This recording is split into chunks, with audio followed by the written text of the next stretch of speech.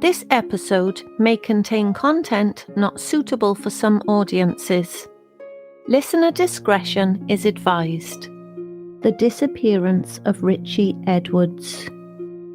When the guitarist of a Welsh rock band, Manic Street Preachers, 27-year-old Richey Edwards vanished in early 1995, it was widely presumed that he had taken his own life. However, as his body or any evidence of him actually committing suicide has never been found, many people still wonder if Richey staged his own disappearance.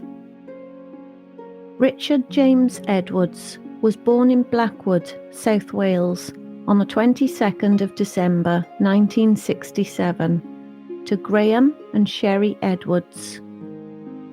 He has one sister, Rachel, who was 2 years younger than him. According to Rachel, she and her brother had a very close-knit family and a happy upbringing. From a young age, Richey had a fantastic imagination, and he used to construct amazing imaginative stories he told to his sister in their shared bedroom. That natural flair followed him all the way to adulthood.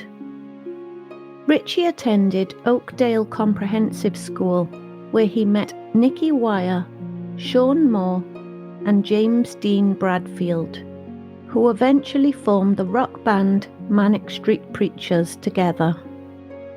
At first, Richey, who actually did not have much musical talent, worked as a driver and a roadie for the band, but was accepted as the fourth member in 1989. Skills Richey lacked in playing the guitar were compensated with his outstanding talent in writing lyrics.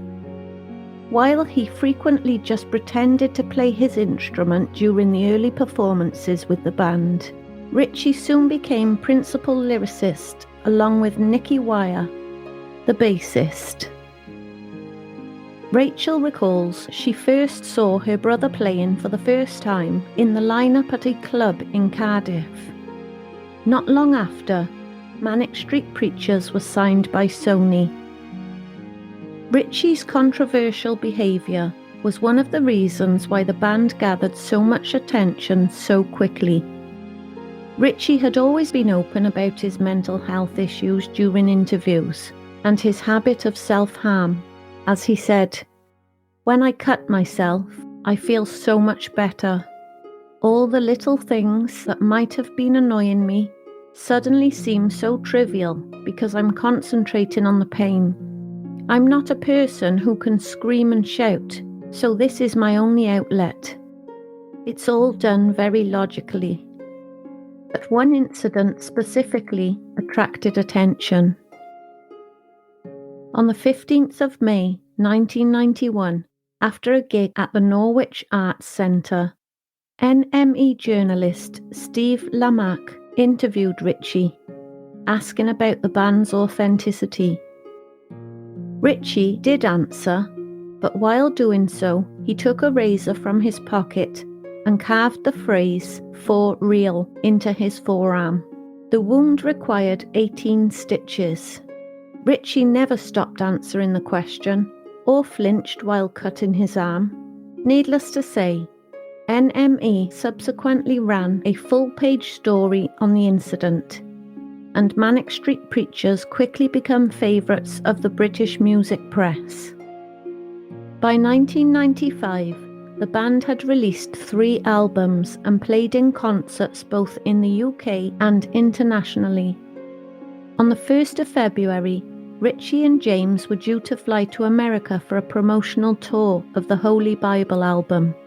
But around the time of their departure to the airport, Richey was not in his room at the Embassy Hotel in London.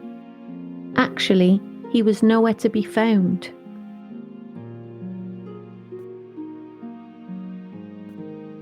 It seemed like the 27-year-old guitarist had suddenly vanished from the face of the earth. Right from the start, the police did not take Richey's case seriously. To them, Richey's disappearance seemed like some sort of publicity stunt of a fame-hungry rock star. The police even searched Richey's parents' property at 3 a.m. one night, as they were sure he was just hiding somewhere. In addition, they failed to interview people who last saw Richey, and even though he was certified as high risk due to his mental health issues, according to Rachel, proper searches were never carried out. Still, some of Richey's final steps before his disappearance have been figured out. Apparently, within the last 2 weeks before he vanished, Richard withdrew £200 a day from his bank account, totaling £2,800 by the 1st of February. However, we do not know what this money was for. Also, the night before he disappeared, Richey gave his friend a book called Novel with Cocaine, with instructions to read the introduction, which details the author staying in a mental asylum before vanishing. On the morning of the 1st of February 1995, Edwards took his wallet, car keys and passport and checked out of the hotel at 7 a.m. He then drove to his apartment in Cardiff, where his passport and medication were later found. Richey was then reportedly spotted in the Newport passport office and then at Newport bus station by a fan and a taxi driver who supposedly picked him up from the King's Hotel on February the 7th. 1.5 weeks later, Richey's car, a Vauxhall Cavalier, was found abandoned and with a dead battery at the St Aust service station besides the M4 motorway, close to the Severn Bridge, a popular suicide spot. But as nobody has ever surfaced on the tides of the Bristol Channel, we have no way of knowing if Richey really jumped to his death. The guitarist himself had said before, he was not the type that contemplates suicide. In terms of the S word, that does not enter my mind, and it never has done in terms of an attempt. Because I am stronger than that. I might be a weak person, but I can take pain. Since then, Richey has been allegedly spotted in many places outside the UK, including India and Goa. But none of the reported sightings have been confirmed by the police, and soon the case went cold.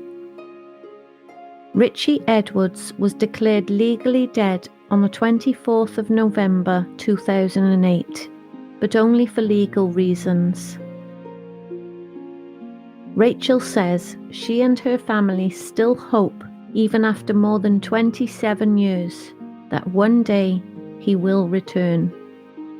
Anyone with any information regarding the case is asked to get in touch with missing people anonymously by calling 116-000 or by emailing 116-000@missingpeople.org.uk or calling the police on 101. If you or anyone you know is having suicidal thoughts, please call the National Suicide Prevention Lifeline at 1-800-273 or text TALK to 8255.